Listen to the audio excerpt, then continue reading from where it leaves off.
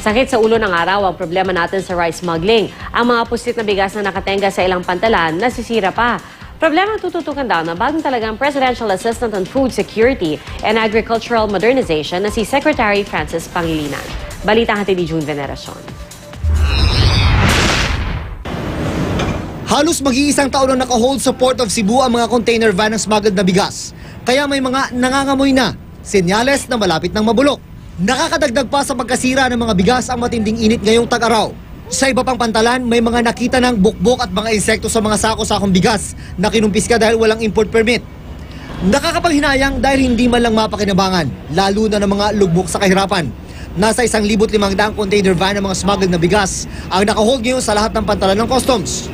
Gusto nga namin i-donate na agad yan sa DSWD para sa Yolanda victims. Kaya lang, yung batas namin mismo na dumadaan ngayon sa review sa customs, hindi kami papayagan i-donate agad yan. Kailangan i-bidding talaga.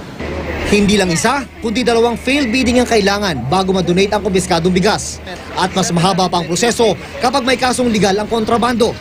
Komplikado at masakit raw talaga sa ulo ang problema ng rice smuggling.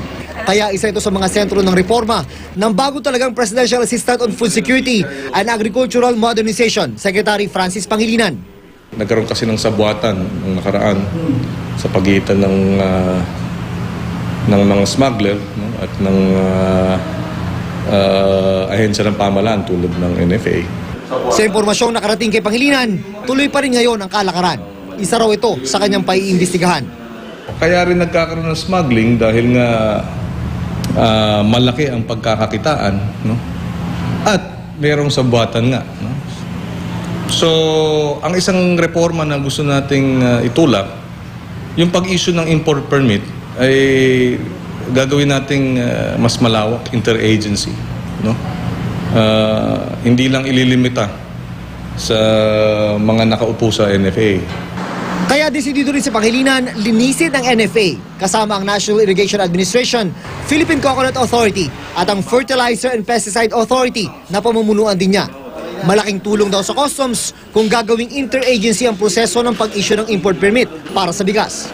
Yung matagal ng parating problema noong pa na hindi nasa-solve, yung hindi nga transparent yung issuance ng import permit.